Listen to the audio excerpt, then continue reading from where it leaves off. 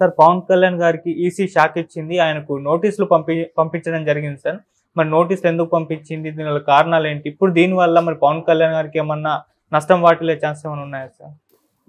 నిన్న పవన్ కళ్యాణ్ మొన్న అనకాపల్లిలో మీటింగ్లో మాట్లాడుతూ జగన్ని విమర్శించాడు. జగన్ రాజకీయ నాయకుడు కాదు, ముఖ్యమంత్రి కాదు, అతను ఒక సారా వ్యాపారి, కాంట్రాక్టరు, ఇసుక కుంభకోణంలో ఉంది. ఇలాగ ఆయన మీద అనేక మాట్లాడాడు. సో దాని మీద అక్కడ మల్లాది విష్ణు విజయవాడ ఎమ్మెల్యే ఆయన కంప్లైంట్ చేశాడు ఈసీకి. సో ఈసీ అది పరిశీలించింది. ఆ వ్యాఖ్యలు అవన్నీ కూడా ఆయన సబ్మిట్ చేశాడు. అవన్నీ చూసినప్పుడు జగన్ మీద వ్యక్తిగతంగా పవన్ కళ్యాణ్ మాట్లాడుతున్నాడని ఈసీ నమ్మింది. సో ఈసీ పవన్ కళ్యాణ్కి నోటీసుల్ని జారీ చేసింది. 48 గంటల్లో పవన్ కళ్యాణ్ దీనికి సంబంధించి సమాధానం ఇవ్వాలి. సో ఇది కామనే, ఇది ఏమీ పవన్ కళ్యాణ్కి ఒకటికే ఏమి ఇవ్వలేదు. ఈసీకి దాదాపు రోజుకి 100 నుంచి 200 కంప్లైంట్లు ఇలాంటివి వస్తున్నాయి. వాటిలో కొన్నిటినేమో ఈసీ సెంట్రల్ ఈసీకి పంపించేస్తుంది. ఫర్ ఎగ్జాంపుల్ ఇప్పుడు పురంధేశ్వరి చాలామంది అధికారుల మీద కంప్లైంట్ ఇచ్చింది. చివరికి సిఎస్ని మార్చమని, జవహర్ రెడ్డిని, డీజీపీ రాజేందర్ రెడ్డిని మార్చమని, తర్వాత చాలామంది జగన్ సామాజిక వర్గం, రెడ్డి ఎస్పీలు, రెడ్డి కలెక్టర్లు, జగన్కి అనుకూలంగా ఉన్న వాళ్ళందరినీ మార్చమని లిస్ట్ ఇచ్చింది ఆమె. దాని మీద ఇప్పుడు గవర్నమెంట్కి కూడా నోటీసులు ఇచ్చింది ఈసీ. సో జవహర్ రెడ్డి వీళ్ళందరూ సమాధానం ఇచ్చుకోవాల్సి ఉంది. ఎందుకంటే జవహర్ రెడ్డి జగన్ సామాజిక వర్గం, జగన్కి అనుకూలంగా వ్యవహరిస్తున్నాడు. మోడీ వచ్చినప్పుడు తగిన సెక్యూరిటీ ఇవ్వలేదు. అట్లాగే పెన్షన్దారులని పెన్షన్ ఇమ్మన్నప్పుడు సరిగా ఆయన ఈసీ ఇచ్చిన ఆదేశాలని ఫాలో కాలేదు. ఇలాంటివన్నీ కూడా ఆమె దృష్టికి తీసుకెళ్లారు. ఇప్పుడు మార్చే అవకాశం ఉందని అంటున్నారు. అంటే జగన్కి షాక్ ఇచ్చే అవకాశం కనిపిస్తుందని.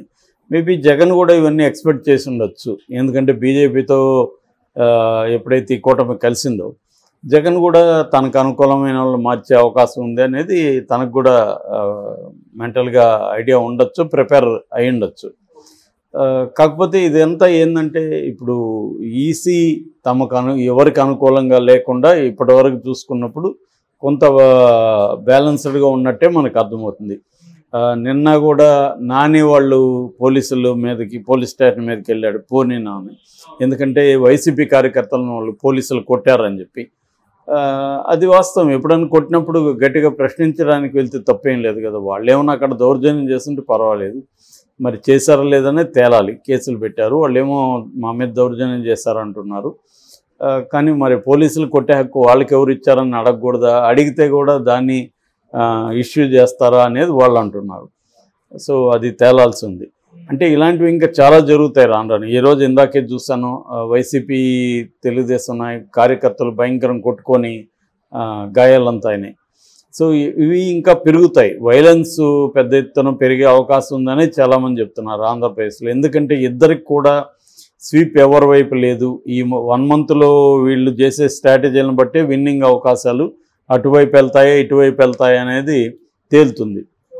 ఎందుకంటే ఇక్కడ మనం తెలంగాణలో చూసుకుంటే కూడా లాస్ట్ 1.5 monthలోనే చాలా మార్పు జరిగింది. అంతవరకు కూడా కాంగ్రెస్ వస్తుందని ఎవరు గట్టిగా నమ్మలేదు. ఈ లాస్ట్ 1.5 monthలో మొత్తంగా అటువైపు షిఫ్ట్ అయింది. అది కూడా జరగచ్చు అక్కడ. ఇప్పటికీ ఎవరు కూడా ఖచ్చితంగా అంటే కూటమి కానీ ఇటు వైసీపీ కానీ గెలుస్తుందని గ్యారంటీ ఇవ్వలేకపోతున్నారు.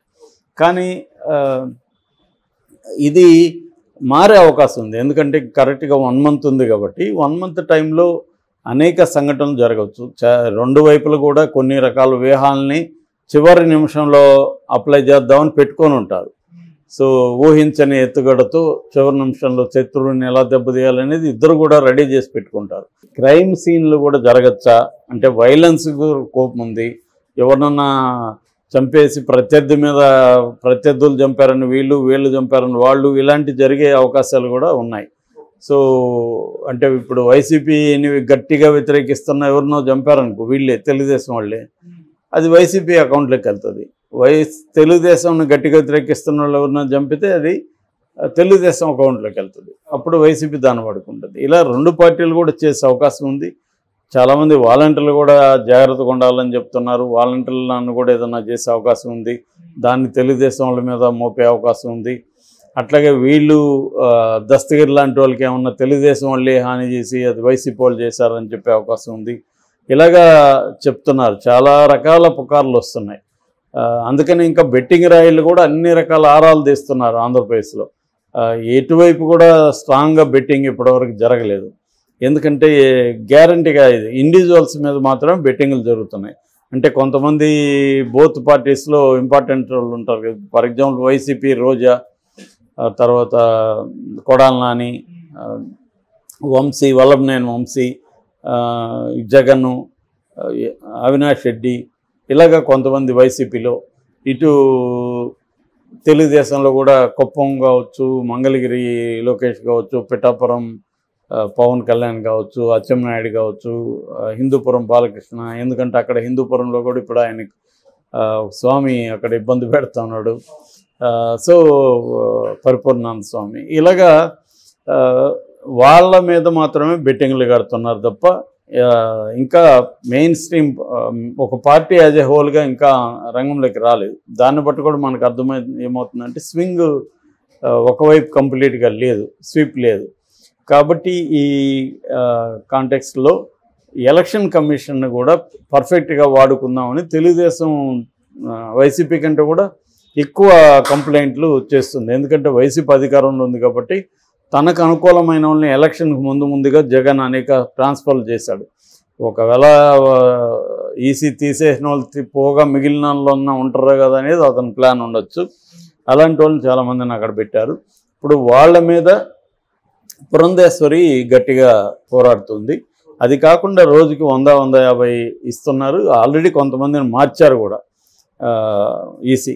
ఇప్పుడు అక్కడ మెయిన్ వాళ్ళని మార్చే అవకాశం ఉంది. గతంలో కూడా ఇలాగ డీజీపీలు మార్చిన సందర్భాలు ఉన్నాయి. అవన్నీ రొటీన్ జరుగుతుంటాయి. దానివల్ల ఖచ్చితంగా వైసీపీకి ఇబ్బంది ఉంటుంది. వైసీపీకి అనుకూలంగా ఉన్న అధికారులు మార్చినప్పుడు వైసీపీకి ఇబ్బంది, వైసీపీకి ప్రోగా ఉన్న అధికారులు అక్కడ ఉన్నప్పుడు కూటమికి ఇబ్బంది. ఇది ఎవరికి వాళ్ళు తగ్గించుకోవడానికి చూస్తున్నారు.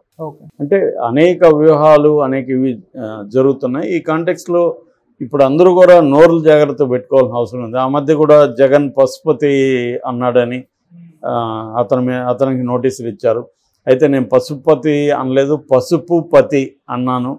పసుపు అంటే వాళ్ళకి ఎల్లో కాబట్టి పసుపుపతి అన్నాను అనేది జగన్ నోటీస్కి రిప్లైలో ఇచ్చినట్టుగా మనకు తెలిసింది. వీడియోలో కూడా అదే ఉంది, పసుపుపతి అనేది ఉంది తప్ప పశుపతి అన్నట్టుగా లేదు. దాన్ని మిగతా వాళ్ళు అరుంధతిలో విలన్ క్యారెక్టర్ పేరు పెట్టారు జగన్ కని. అయితే జగన్ ముందు నుంచి కూడా నిన్న కూడా ఆయన చంద్రముఖి అనే అన్నాడు చంద్రబాబుని. అవి ఏవి అనకుండా ఎలా ఉంటారు? ఇంకా ప్రతి రాజకీయ నాయకుడు ప్రత్యర్థుల్ని ఏదో ఒక పర్సనల్గా అనడము, తర్వాత వాళ్ళు కరప్ట్ అయ్యారని చెప్పడము, ఇవన్నీ, లేదా పాతకాలంలో చంద్రబాబు వెన్నుపోటని వీళ్ళు అంటారు, జగన్ ఏమో శవ రాజకీయం చేస్తున్నాడు అని వీళ్ళు అంటారు. ఇలాగా ప్రత్యర్థుల్ని ఏదో ఒకటి అనకుండా ఎలాగో ఓట్లు అడుగుతారు జనాలు, ఎవరైనా చేస్తారు కదా. సో వీళ్ళు నాకు తెలిసి నోటీసులు ఇచ్చి ఊరుకుండడం తప్ప అంతకంటే ఈసీ ఇప్పటికిప్పుడేమో డిస్క్వాలిఫై చేయదు కదా.